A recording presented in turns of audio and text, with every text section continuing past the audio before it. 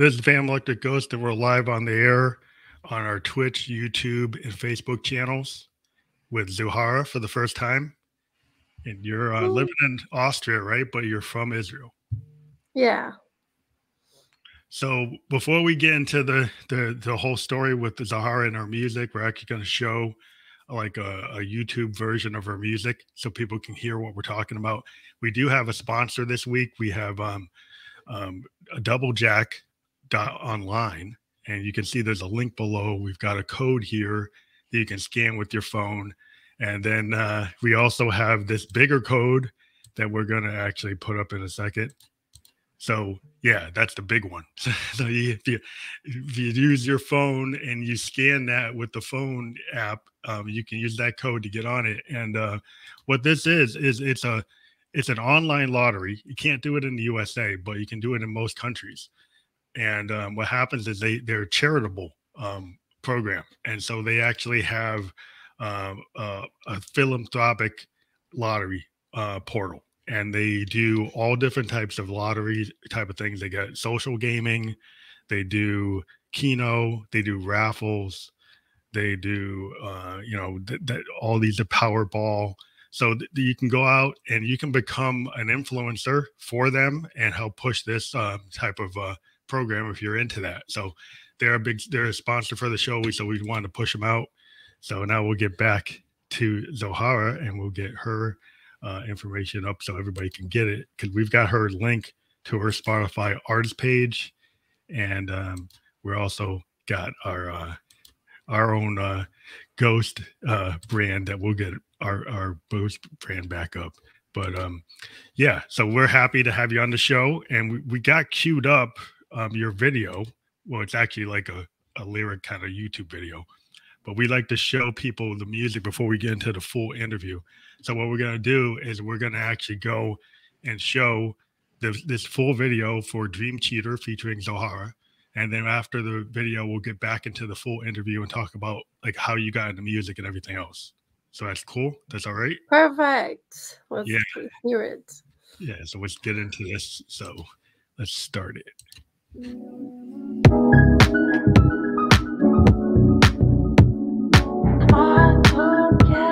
Dream cheater. Every time I see you, I just walk on by. I don't even wanna say to you goodbye, nah. Every time you reach my mind, I realize you were the one for me. I keep on fantasizing, you were the one for me. I keep on fantasizing, you were just an ideal. Took too much time to get it. You were the one for me. I keep on fantasizing, you were just an ideal. Took too much time to get it. Why do you keep sitting me in my dreams? I don't care, you're sitting on me in my dreams. Why do you keep sitting me in my dreams? I don't care, you're sitting on me in my dreams. Every time I share it with you, you get mad. I don't even seem to give a little fuck, yeah. Every time I give a fuck, no, it's a lie. You with another girl, I keep on fantasizing. You with another girl, I keep on fantasizing. You and another bitch, well, this shit just turned me on, yeah. You with another girl, I keep on fantasizing. You and another bitch, well, this shit just turned me on, yeah. Why do you keep sitting on me in my dreams? I don't care, you're sitting on me in my dreams. Why do you keep sitting on me in my dreams? I don't care, you're sitting on me in my dreams.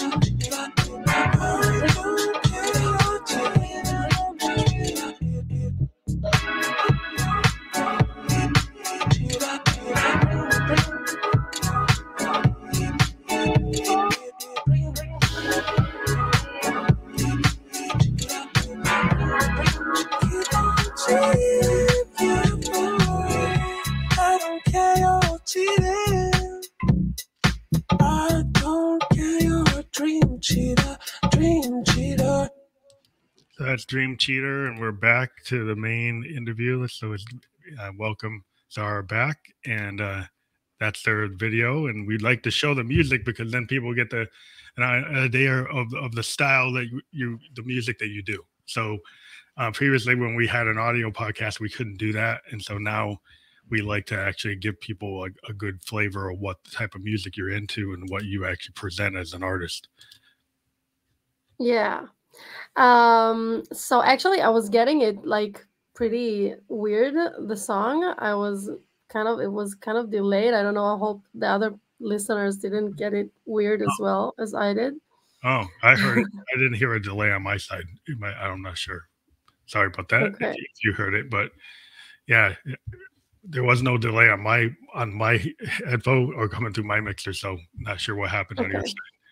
Well, we'll check it on but yeah. So I mean, I don't know. It depends on what's coming out of the speaker. It might be the way you had it coming in your headphone. But yeah, maybe. Yeah. So maybe talk about that song before we get into the main interview questions. Yeah. So actually, this song. So it's a kind of a funny story. So Dalmate is my friend and producer. We've been working for a long time together. His name is Ro'i. And we've been collaborating for like almost 2 years now. And we did this song, like we're currently working on a concept album. And we've been working on it for such a long time, and we didn't even publish any song from it. So one day I came to the session with him, and he told me, "Listen to me now. We're making a song, and we're starting it today, and we're gonna finish it today, and we're gonna release it no matter what. And it's not gonna be related to the album." And I'm like, hell yeah, let's do it. And we just had this beat, and I had this idea for the lyrics of the Dream Cheater, because the other night, like, I was dreaming about how my boyfriend was cheating on me, and I think everybody has those kind of dreams. And then we just started discussing and going with this idea further and further, and this is how it happened. So that's your first is that your first release from this project you've been working on? Because you're working on an EP album, and then you decided to have a separate thing because you're not finished with the record, so you wanted something out. Yeah, so it's not the first thing. We actually released also Game Boy. It's also on YouTube and Spotify and all the streaming. We released it first, but both of these are not a part of the album we're working on. Separate singles that are separate from the new project you're working on. Yeah. So when we get into the first question, we usually ask people is like, how did you first get into music, and at what age did you decide you wanted to be a musician? Well, so I was like 10 years old when my mom sent me to like a guitar class, and I really hated it at first because my mom, like, she really wanted me to do it. And as a child, when your mom wants you to do stuff, you usually don't want to do it. And I was just like falling in love with the guitar, and I was a guitarist for, I think, 5 or 6 years after that. Then I also took drum lessons, and I started playing in bands, like in school bands and stuff like that. Mm-hmm. And after I finished my service, because in Israel you have to do like a national or military service, so I went to study in a music school because it was like in a music academy, because it's the passion. So you learned like theory, and then you do like typically if you go to a musical school, you learn theory, you learn like a writing instrument like a guitar or a piano. You understand all the structural details of how you get into songcraft. But did they focus on like classical or any specific like genre as like the basic traditional type of training, or was there an ability to get into like pop music and learn like the Beatles or stuff like that? Or was it more like you got to learn Beethoven and Bach and Chopin, things like that? So actually the school is for jazz and contemporary music, so it's a really wide range of stuff. I have no clue about classical music, to be honest. Okay. Um Conservatories, that's where they start. Like I know there's some kids that go to schools and that they kind of get forced into that, and then they get either burned out by it and they don't want to do it, and then yeah. they go into rock or they go into alternative because like I can't I can't keep on doing all this classical because I'm not going to go anywhere with it. I mean, it teaches you a lot, and I started with that. To Yeah. learn it does teach you like the basics of songcraft, and it's not bad. Like if you took some Beethoven or something, then later you can bring some strings into your work because you have the understanding True. of what that could be. But yeah, I think like a lot of people want contemporary because it's more what they're in tune with as a kid, as a young person. I think people want to learn what's more like their style or what they like. Yeah, so they actually do have some like mandatory courses you can take in like harmony, and then you also have the chance to study like Bach's chorals Mhm. and a little bit of this classical music. But then you go to ensembles, and then you have a lot of choice opportunities. So I was in a gospel ensemble, and also like Afro pop ensemble, and we were studying like all these kinds of music from Africa and like from churches in the USA, That's which is always really different from everything else that I did in yeah. my life. Well, it's a good thing, it's just kind of like the African American tradition in America is like, the blues, jazz, a lot of rock, hip hop. They're all kind of African American art forms that kind of came out of America. And like it's kind of being an African American musician myself, the church is kind of like the start is like everybody gets trained in the church. And you learn how to play. Really? Like, well, yeah, like if you're a musician and you're African American, you usually first like exposure is in the church, like in a Baptist church or something, and then you get into the choir. You learn how to play the piano, and it's Really? I didn't know that, yeah, it's kind of where a actually. lot of African Americans, like if you think about like Aretha Franklin, she came out of the church. Yeah. Marvin Gaye, a lot of the Motown artists. If you check the history, like Smokey Robinson, The Miracles, Temptations, Four Tops, Marvin Gaye, Aretha Franklin, Diana Ross, they all came out of like we're going to church, right? They learned to sing in church, but then they like wanted to do something more pop, so it became Motown, you know. But Yeah. it's that kind of base kind of capability that he kind of learned the basics from learning how to sing with a gospel choir, so you can learn the harmony. You learn how to kind of play the piano because of what goes with those songs from the gospel songs, and then they kind of can go into rock. It can go into soul, and it's a good Yeah. place to start. Um, but I kind of went into punk and rock and progressive jazz and stuff like that because that's kind of like I like that stuff better myself.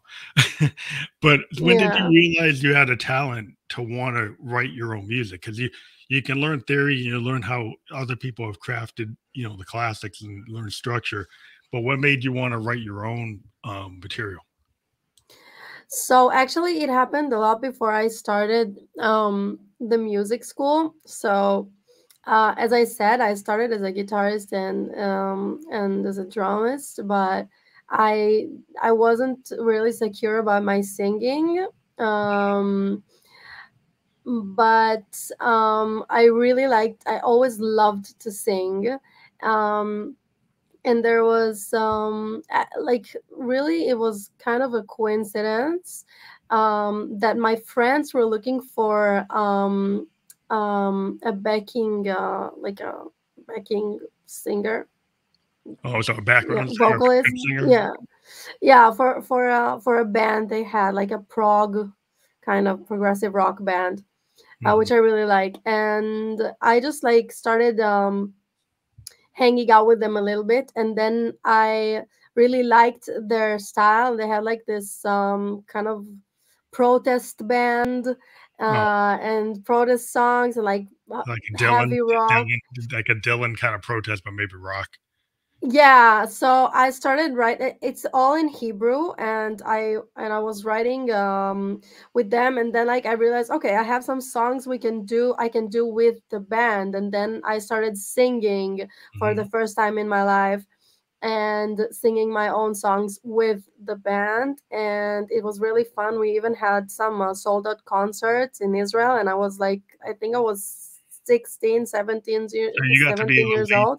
lead singer for the Yeah. songs you wrote. You got to lead on them. Yeah, so I fell in love with it. I never had the opportunity to sing that way on a stage like I did then. And then we even had like do you know Porcupine Tree? No, I don't know that.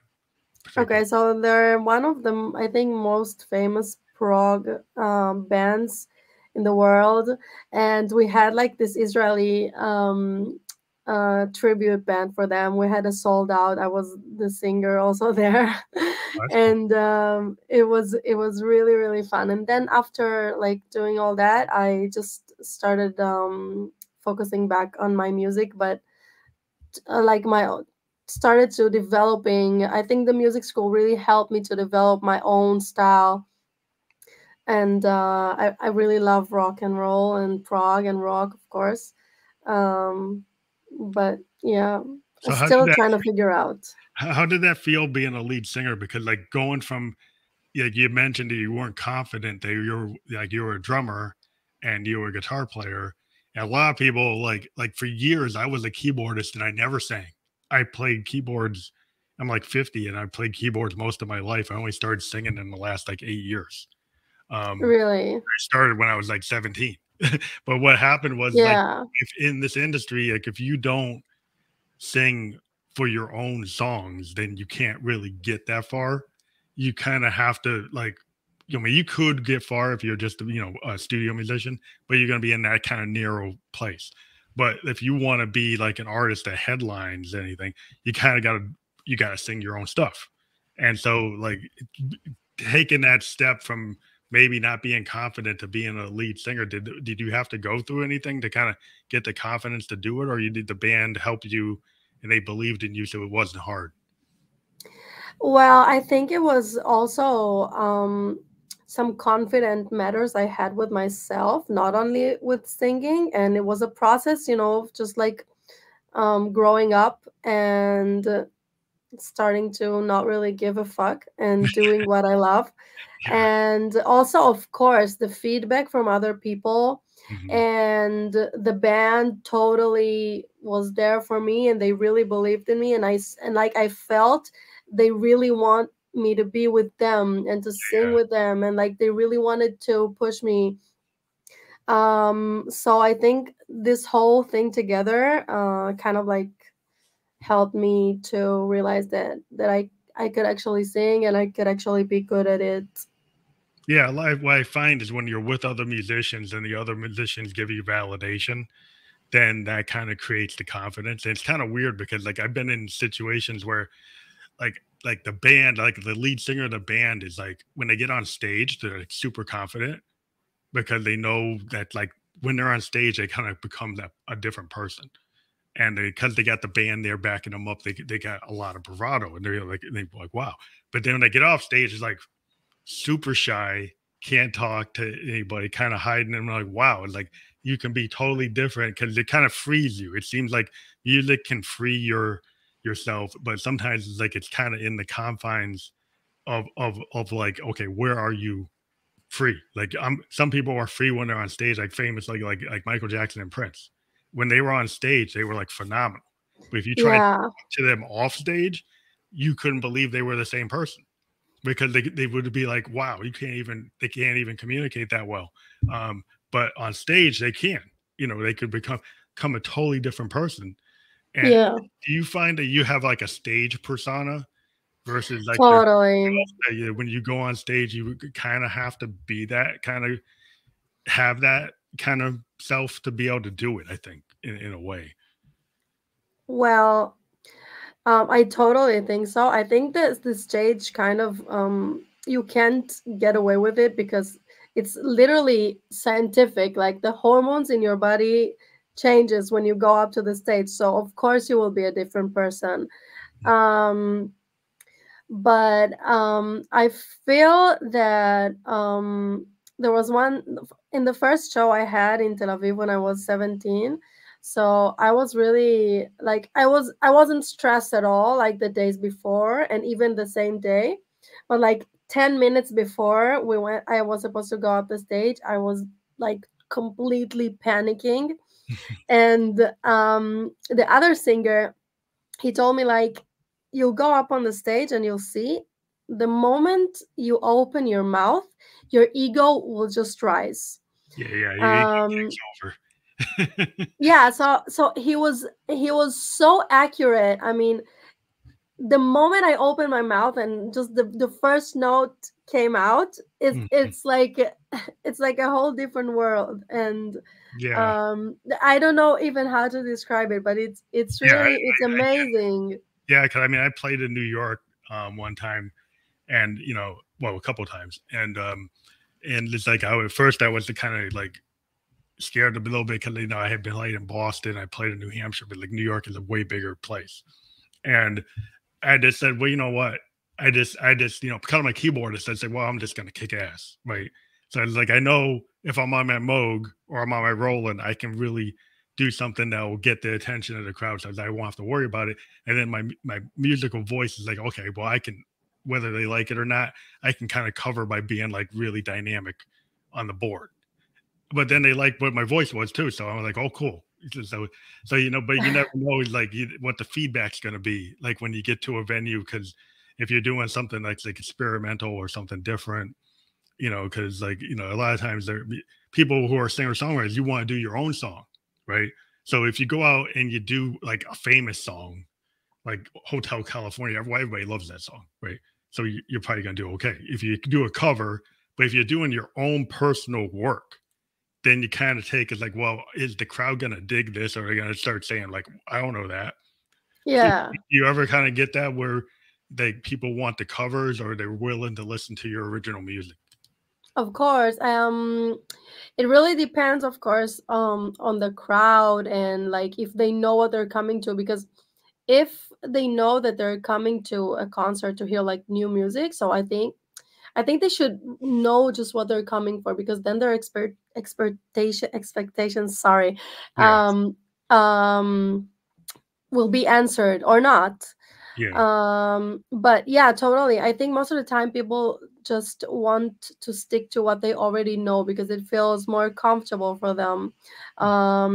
So this is why most of the time people want covers. But of course, I think that like for beginner artists, it's mandatory almost to combine some covers as well in their concerts, because it could just like, if your music is not catchy enough or not interesting enough, so your show maybe just be boring. So yeah. Sometimes like I'll go and throw in some like punk rock, like some Clash, some Ramones, some Zeppelin or something, just because like if you throw a Zeppelin song, then you're in a rock kind of situation, because I'm a progressive rocker. I like Yes and Genesis. So if I throw some kind of Pink Floyd thing or some Zeppelin type of thing, then the people are going to be, even if I don't actually do the full song, but I do a groove, like I take a little bit of Black Dog and I do it, right? Or I take a little bit of some Deep Purple or something, like just throw it in there. Yeah, and it's kind of like a jazz musician. Like I like jazz. Like you can sometimes, when in jazz, you can take a theme or a melody from something and throw it into your song and kind of just run it, kind of like what DJs do. But jazz musicians do it all the time. In jazz, it happens all the time. You take something and you throw it in. Miles Davis used to do it all the time. It's kind of just to kind of get the crowd. Oh, I know that. I know that melody, and it kind of throws it in and gets the attention of the crowd. If you're watching the crowd and they're not digging it, then you throw something in, and they don't have to get them to dig it again.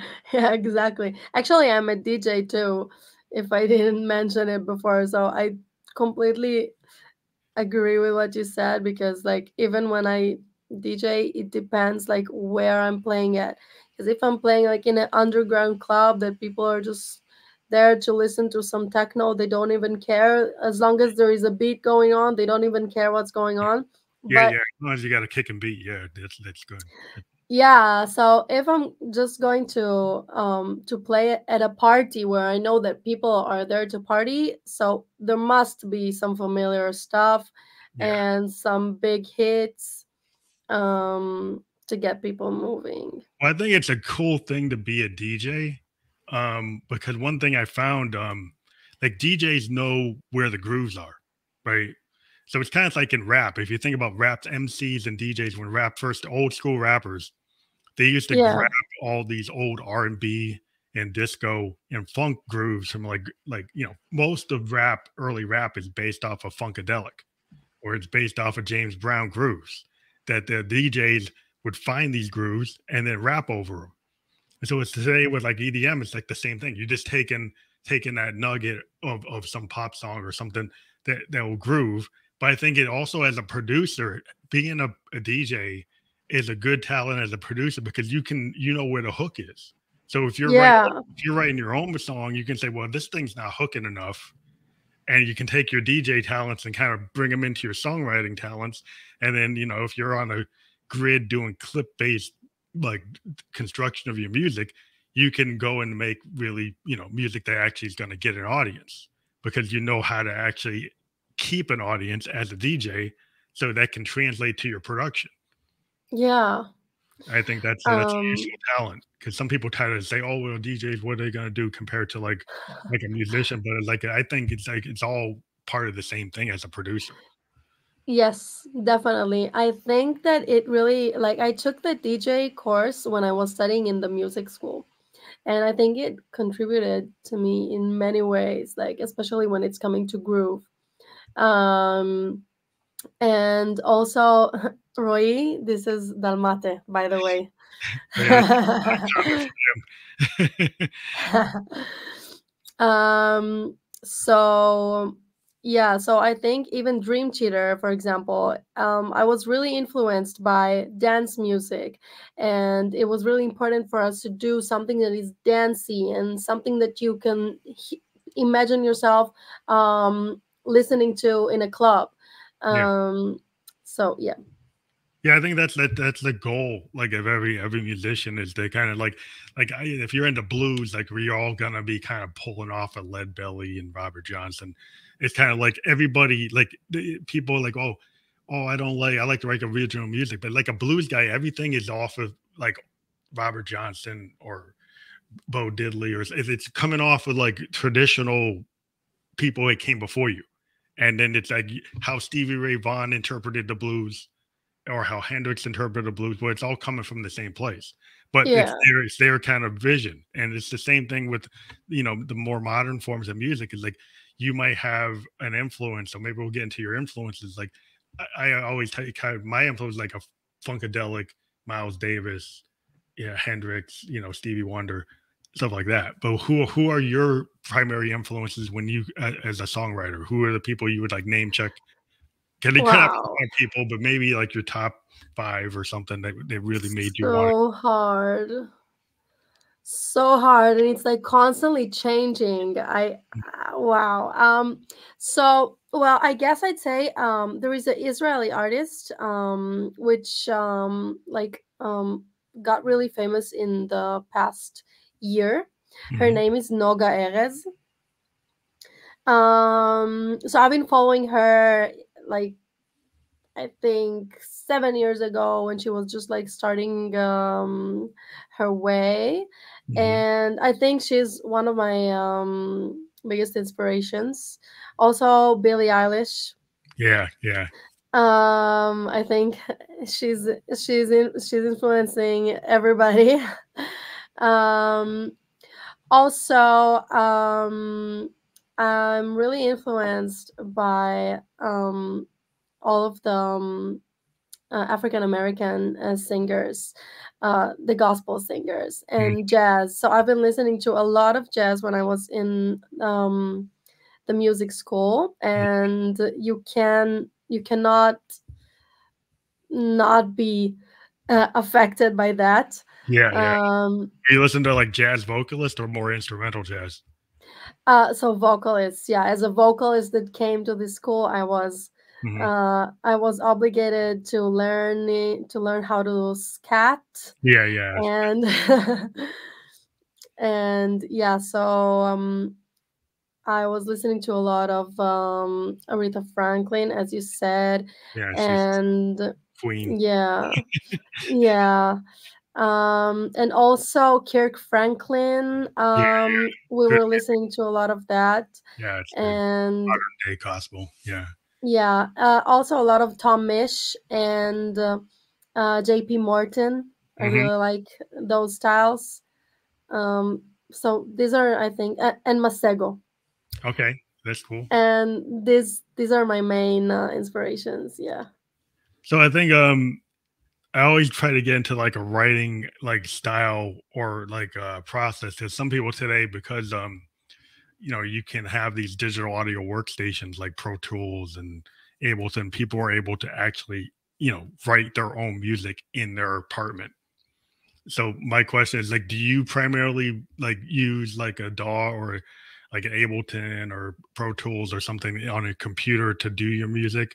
Or do you have to go to a recording studio and do it there with like a demo and then you work with a producer?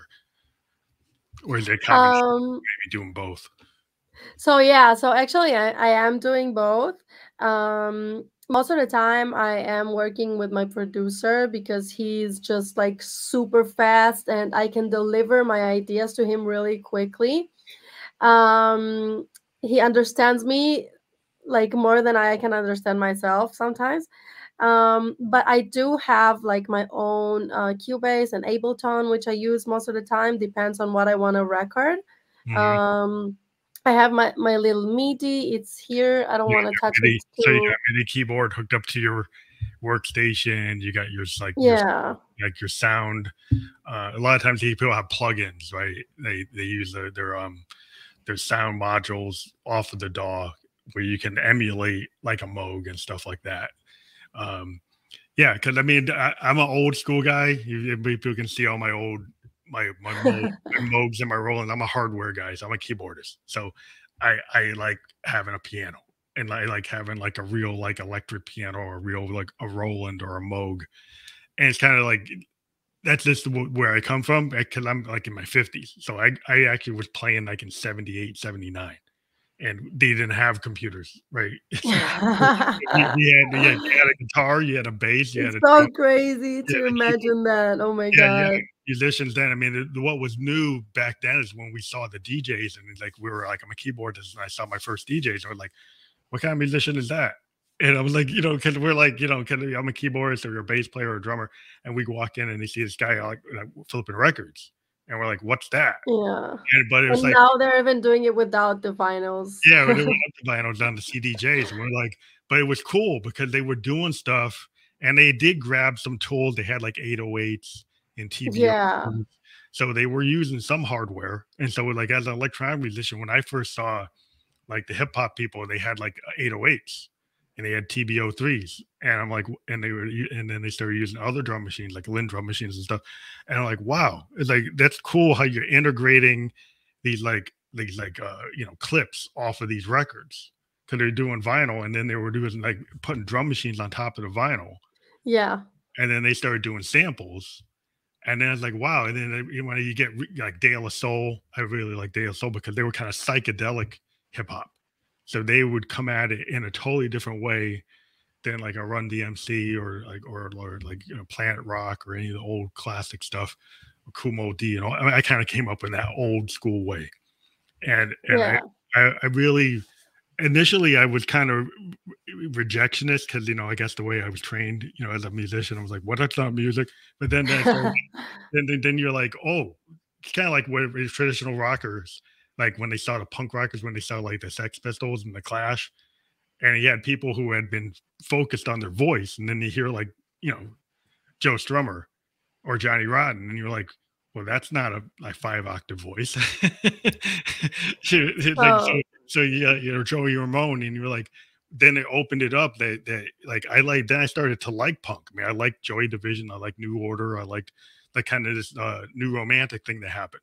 And that's how I got into keyboards, because I started seeing a post-punk people like the Clash, and then it became like Joy Division, New Order, Depeche Mode, The Cure, and that's why I got into keyboards, because it's like, wow, you can kind of take this progressive rock that came from bands like Genesis and Pink Floyd and then mix it with punk, and then you get this new wave. And then instead of being these 15-minute like Pink Floyd songs or Yes songs or Genesis songs, you had 4-minute, 3-minute kind of pop focused synth work that was more based on funk and disco and still had some rock.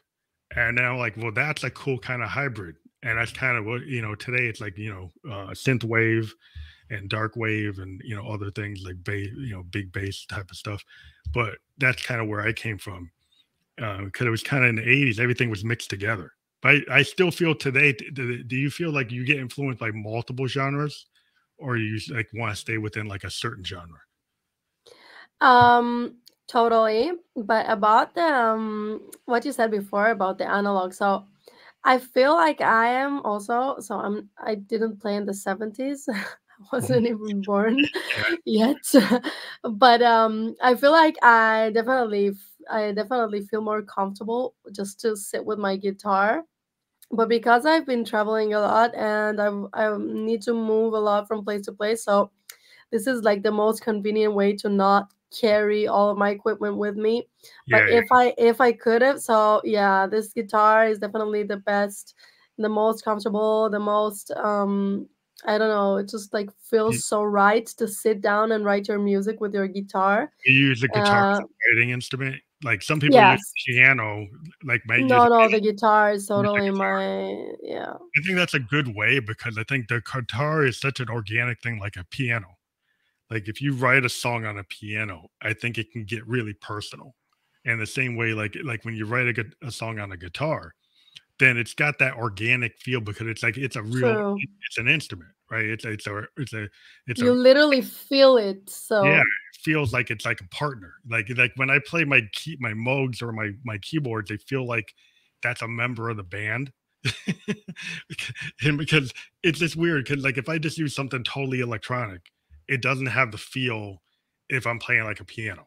If I have a piano, then I can do things that just give a song that extra bit of emotion that I think that songs deserve. And sometimes today people get so caught up in the perfection of like what you can do in a DAW. You can make something so perfect and it sounds so great. But then you think about it, like if I listen to a song I really love from the 70s, like from the Carpenters or from Dylan or from Neil Young, it's like they're not perfect. If you go listen to them, there's timing errors, there are key change errors in the final masters that got released.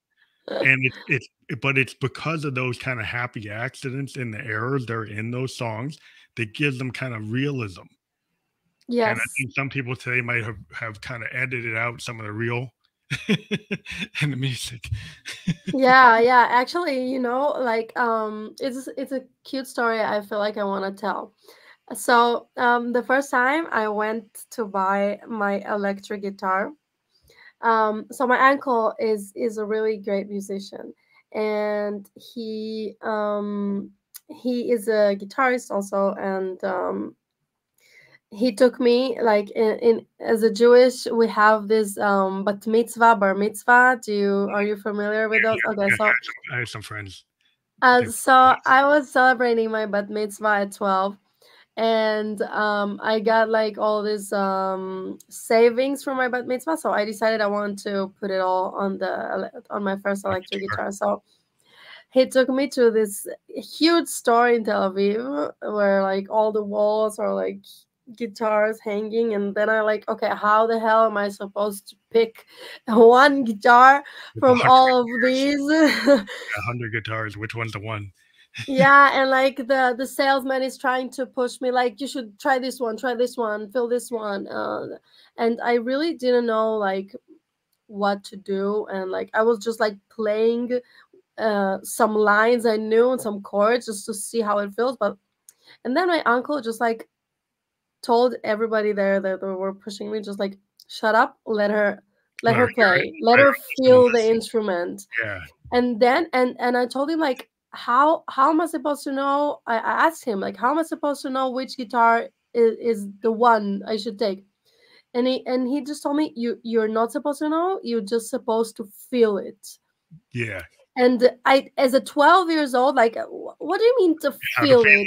How am I supposed to feel it? But then, like, I was playing some guitars, and like after 5 guitars I played, I started understanding what he meant. And as long as the time passes, the time goes by. So I I feel stuff so much in a so much like so much better, and I understand what he meant that point. Because if you don't feel your instrument and you don't feel, like, really feel your music, so it's just pointless.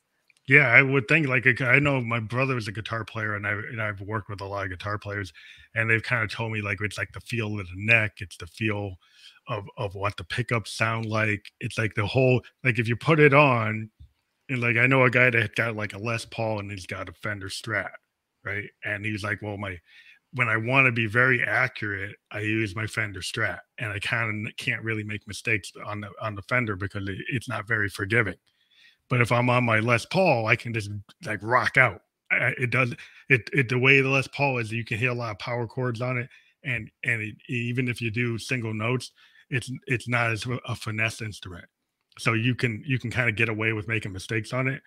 But if you're on the Les Paul, I mean on the Telecaster, like if you hit the wrong note, it's like it's glaring. It would just coldly come out, and it's like, oh, like, well, like, so if you're a punk rocker, maybe you want the Les Paul. But yeah, it's just like, it was interesting, like what his take on it was. Like, you know, there some instruments are more precise, more like if you're going to be a lead guitarist versus a rhythm guitarist, versus like if you're going to just be like a singer songwriter, be like a Bob Dylan, you just want some kind of like really good acoustic guitar. Yeah. It's kind of like what your feel is, because there's so many different flavors. I mean, I saw a story about Keith Richards. He had a semi brought to the recording studio, had like 500 guitars in it. So when he goes to record with the Stones, he's got like a truck, and in the truck is like 500 guitars, and he has a guitar tech, and the guitar tech will go out to the truck, and it'll tell him, like, go get the 55 this, and go get the 54 that, and get the 62 this, and he kind of knows which one he wants. And the tech goes out to the truck, and he gets, so that kind of tells you, like, each guitar has such a unique tone or flavor that as you get bigger and longer in the industry, you kind of know which one you want for what song you're going to do. Yeah. That's what I found from the people I know that were guitar players. But same thing as on keyboarders. Like if I get a Moog, if I have a 74 Moog versus an 80 Moog or like some from the 60s, they all sound different. Like traditional analog synthesizers are kind of like guitars. They, even in the same model range, they can actually sound different. And so like Really? 71 Mini Moog sounds different than the 72. And it's the same model, but they sound different. And so each Moog has a character to it, so it's not exactly the same. So you kind of get different ones to do different things. And it's the same thing with like a Roland or something like a Jupiter 8 versus like a Juno 106. It's like there's a reason why Duran Duran might use a Jupiter 8 on Rio and then use like a D50 on a different song. Is like because they have different sounds and they have different character for what you're trying to do. And as you get into these instruments like a Rhodes electric piano or like a Hammond B3, there's a reason why you'd use it versus something else, you know. So it's kind of like you pick the tone based on what the feel is. Yeah. And it's kind of cool when you have these organic instruments to kind of, or this physically hardware instruments to kind of get the, you know, they bring your character to the song. And I never know which one I want to use for a song. I start working on something and then I kind of start knowing, well, this thing needs really like a Hammond B3, or this one needs a piano, or this needs that. Do you kind of get the feel like when you're working, like, does something need guitar, or does it need to have, you know, pads, or does it need like an 808, or does it need like, you know, do you kind of get into it, or you just kind of find it as you go? Yeah, it depends like what is the style of the song I want to write. But even sometimes I can also like start with the guitar and then I realize it's not the right instrument to do it with. And then And I then just go with the keyboard. I just like try to figure out, I move to the keyboard, yeah, I move to whatever. Because today it's so weird because you could go and write something like a 1970s kind of like barely stripped down guitar song, like an acoustic song, or then you could go Yeah. and grab like an 808 and do like a hip hop song, you know. Yeah. But and on the same record, like because the things are so wide open, you could bring like a 1920s flapper style into a song if it works, like because it kind of can grab anything. The way I look at it is like that's why I call my stuff like expansive sound because I like to like if I feel like bringing in some like blues rock, some Stevie Ray Vaughan, and like okay, I'll do that. But if I want to bring Yeah. like some Joy Division or some New Order or some Cure, like well I'll go that way. You kind of just like I don't know which way I'm gonna feel because I like so many different styles, and it kind of like your influences. You never know when you're a songwriter. Like you might not realize. And somebody, one time I wrote a song and somebody said, "Hey, you pulled something from like Tangerine Dream," and I didn't even remember that I did because Yeah. I just had it in my head. I couldn't remember where it came from, and I had like this line that was in my song. It was like a tangerine, and I was trying to rip them off, but as I just got pulled. That was like vibing with that, and so I wrote something that was kind of based off of a riff they did. And I'm like, yeah, I think that we all do that as songwriters. Like, there's something like it's in our head or it's in your kind of like, Yeah, right? Don't you feel like totally. pull stuff that maybe you're not aware that you pulled it or you are? Yeah, I think it happened to me once. I don't remember like when or in what song, but actually like when we were doing Game Boy, so we took a lot of sounds, like we sampled some sounds from video games and like retro, like the Yeah, old video 8-bit, games like like from 16-bit, Nintendo. 8-bit games, stuff like that. Yeah, and we also like combine some disco stuff because we really love disco. Hmm. So yeah, I feel like when we're talking about genres and like styles of music, I really I really don't like to say, yeah, I'm an R&B singer or I'm a pop singer. I really don't like to like put myself inside of this Yeah, it's kind of good to frame. say you're expansive. I think if you say you're indie, you're kind of open, but then indie has a connotation that people might think it's some kind of rock and an alternative. Yeah. So Yeah. it's kind of hard. Like you kind of say, well, I'm a like an independent musician. I kind of go wherever. That's why I try Yeah. to keep this expansive because expansive means I could do Nashville, Johnny Cash. I could do punk rock. I could do progressive rock. I could do whatever I want.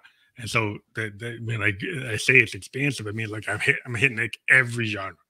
So you don't pin me down. Expensive is a nice word. It's a nice word to use. Actually, like whenever people ask me like what kind of singer I am, like what style, so I just say you get to decide. That's I another don't way that decide you that. decide. Yeah, I'm a like multi-genre artist. I'm like Yeah.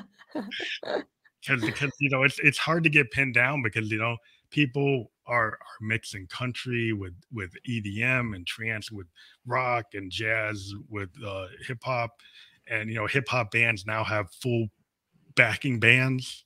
You have hip hop artists that go on stage with like a full band. Yes. A Which DJ. I love. I Yeah, love it. It's yeah, I think amazing. yeah, it's just really cool to actually see it realized that way because then it's like not just the samples, actually people playing the parts. And I'm like, and that's all being a musician, I've always been like, I like to go see like the Allman Brothers, or I go see the Grateful Dead, or I go see Funkadelic because I like to see like 10 musicians on stage interacting.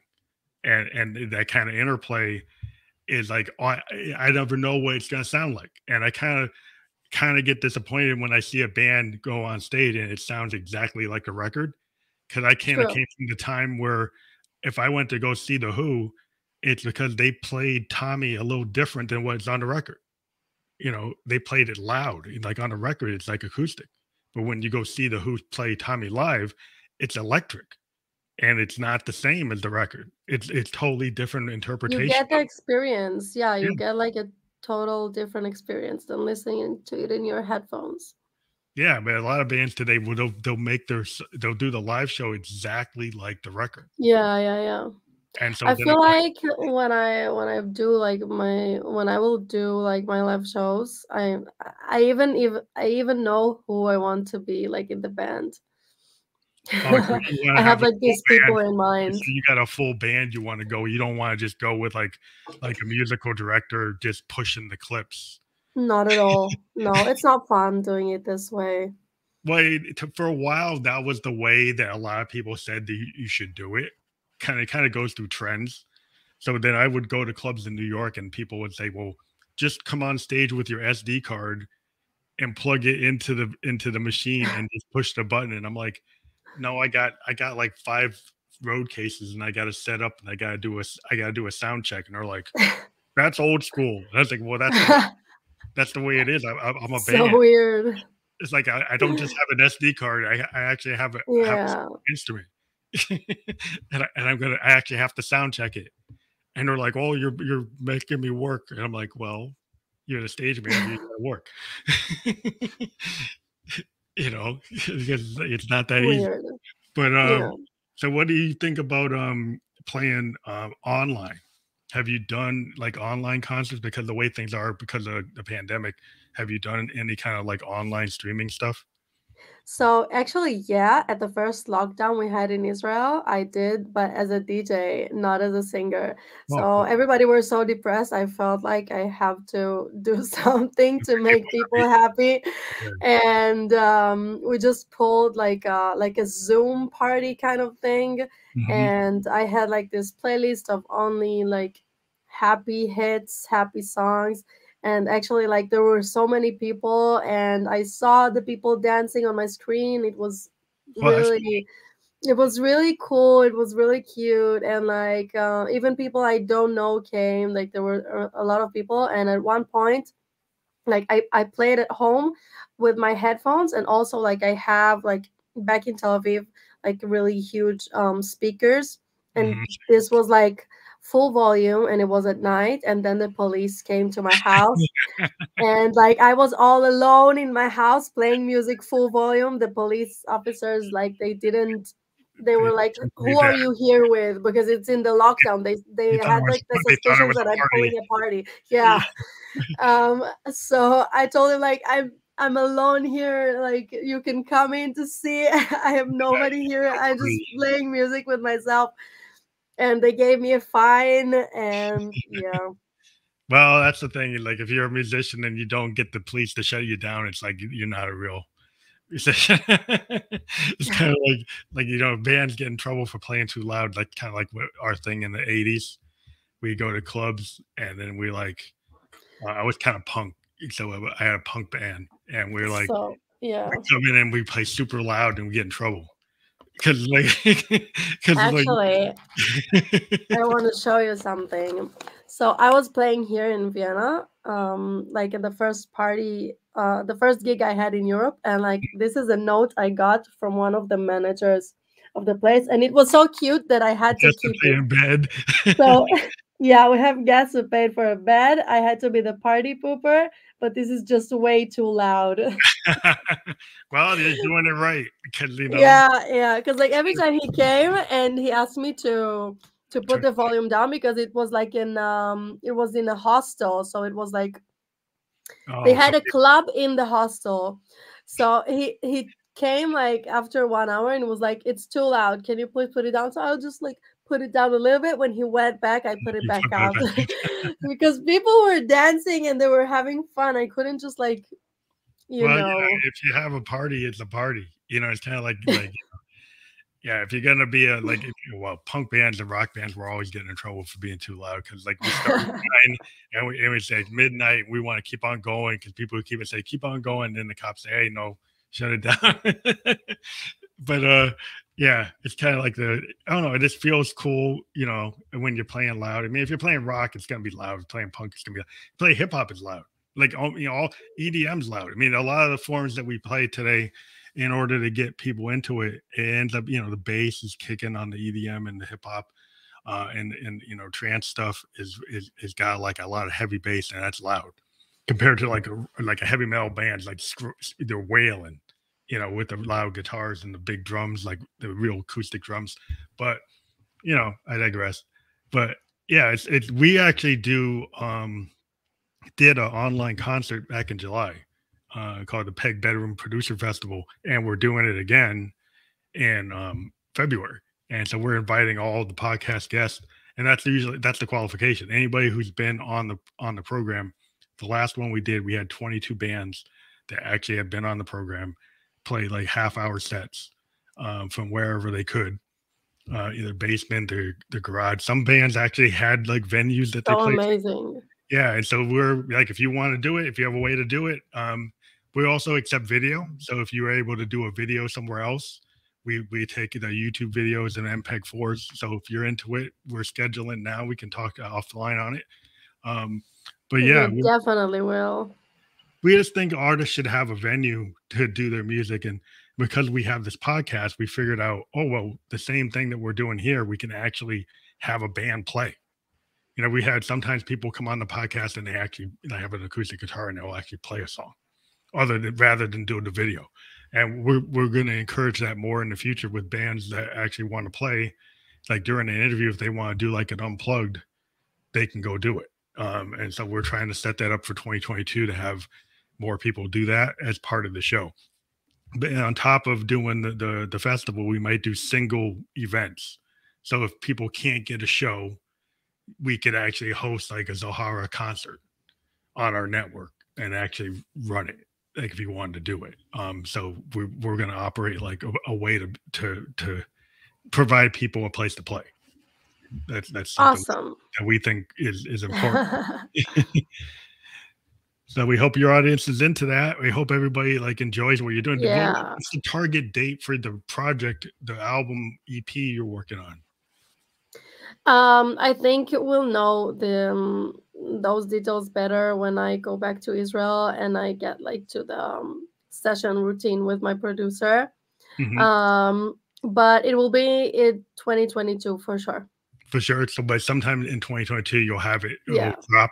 Yeah, we would totally invite you to do. We've had artists do album release episodes where like prior, like if you actually have it getting ready to drop and it's already done, that we actually go and have an episode that's like a 1 week or the week of release. And we actually have you like either play a song or talk up all the songs, show videos if you have them, play from the album if you have it, and kind of do it as a promotional thing. So we invite you to do that when you're ready. Just let us know. We will do that. Actually, like the album is almost ready. Well, it's a full album. It's not an EP though. Oh, that's awesome. I'm an album guy. I just dropped an album. Yeah, we should listen to that as well. But I do too many albums, so people will get upset with me because I said like 5 albums this year because I'm crazy.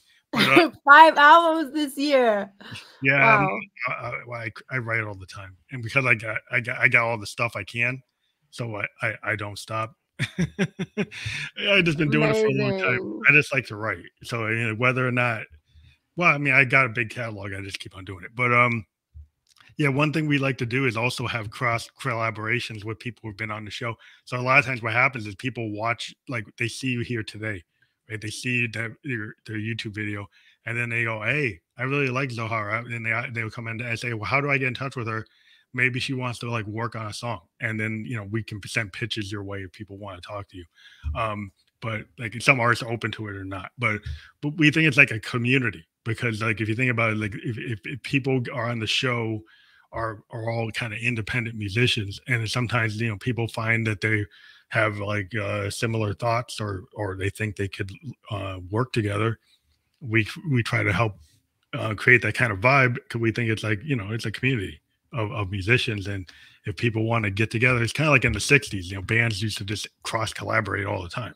Yeah, actually, yeah, I really like collaborating and meeting new artists. I'm always open for suggestions, and because my studio is everywhere, I can even work from everywhere. So yeah, But you never know, because you meet some producer or another musician, and they bring something to the table that you never expected, and then you end up having the combination of two artists coming together, or three or four, it suddenly becomes a band, or suddenly becomes a duo, Yeah. or you get a totally different vibe because you got a producer comes in and they have a different opinion on how to present your view. As a singer songwriter, we all have our own vision, but then if we work with certain producers, they make that vision come to life, you know, and then some people can actually make it come to life in a totally different way than what you're actually used to. Like I like our Brian Eno is a good example. If you think about Brian Eno, when he comes to U2, he makes them sound totally different than they ever do. He did something with Dylan, it doesn't sound like normal Dylan. And so he kind of brings his kind of aesthetic, and people have an idea what an artist sounds like, but then this producer comes in and changes them, and sometimes it's cool and sometimes it's not. But yeah, we just like the whole idea of the possibility that you can advance your sound or change your sound, just by connecting with other people. Music is connecting everybody. It's like a common language everybody can have, and I feel it can be like a bridge to so many cultures and so many places in the world, and it can really get people closer together, which Yeah, for I think it's me. it's great to bring people together instead of pulling them apart, because like that's the thing I love about music, because like you can write something in literature and you can actually be very divisive.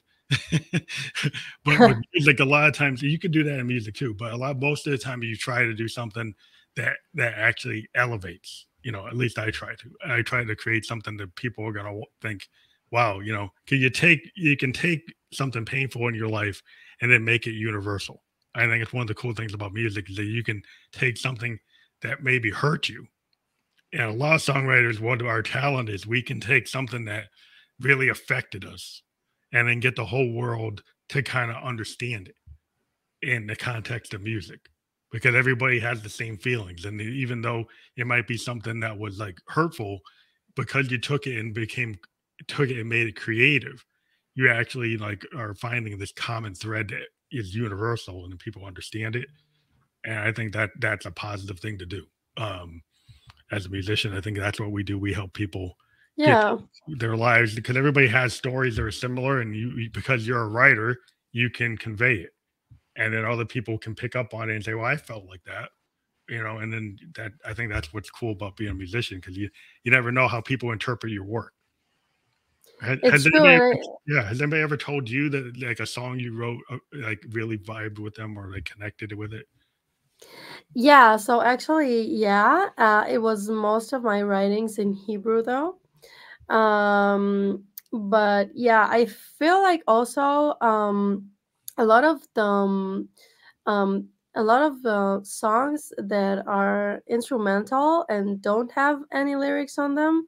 So even it could be a really huge like connector, because people don't like, not everybody speak English, of course, and I think that like it's so amazing to see, and it is so popular just to see two people without the ability to communicate with language Mhm. just gathering around, and they have like a groove. Some of them can like do like a beat on the table with his bare hands, Yeah, and the yeah, other guy can do like a harmony, and they will have the best time of their lives, without even talking.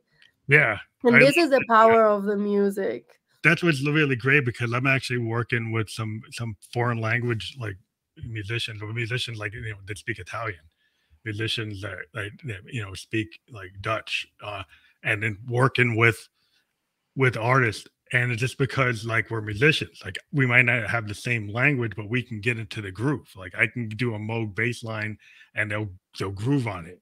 And then Yeah. they'll put something on top of it, or to pick the samples or pick the melody lines off of their MIDI or whatever. But it's just the idea, if you're a musician, no matter whether or not you speak the same language, I think all musicians, if you get in a room with a musician and you just start playing, and then the other musician starts vibing or singing, you'll always be able to create something. because it's like every musician kind of has the talent to kind of just pulls things out of the ether, be able to pull like a poet who pulls from the muse. Yeah. I think if you give us the opportunity and you give us the space, we can always create something.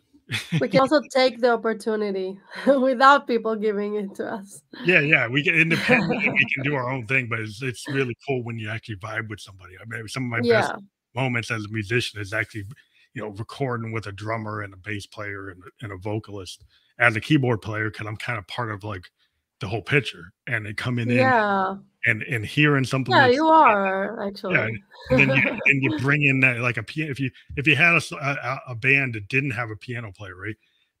They'll come in, have bass, guitar, whatever, and then I come in as like a piano player. I can kind of change the character or add some elements that weren't there, right? And then they were like, wow. And even the chief songwriters, if I'm not the chief songwriter, but if I come in, I kind of it's like, well, this is what I heard, and this is what I bring to the table, and it's like that's kind of what's cool about music is like you can alter it. Not that you're gonna alter it like massively, but you can make it. You can accentuate it. You can come in and add something. That little tiny thing could add a lot of character, just by putting some keys, things into something that didn't have it. You can kind of change the nature of what it was. And that's really cool about that process is I just love working with on my own stuff, but also with other people. It's just fun to kind of see what I can do. But I think all musicians and producers probably feel that way. But I think we're getting to the hour point, and we just want to be able to, have our partners who stream this. If we go over it, then they say, "Oh, it's too long." Yeah. But yeah, it was great talking to you. The fact that we went in over an hour, I think that's really cool. And thank you so much. I love being here. Thank you for the opportunity. Well, thank you very much. Yeah, we had another comment. Shabbat Shalom. It's already a new week, so Shavuot Tov. We're just gonna push our one of our sponsors again, because they probably want us to do it. So everybody, go and check out DoubeJack.online. That's our sponsor. Yeah.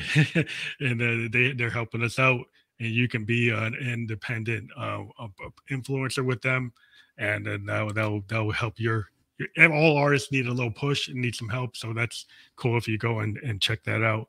And as we just get off to this episode, we encourage everybody to check out your page, your artist page, which we have streaming, and this will be going to Spotify now.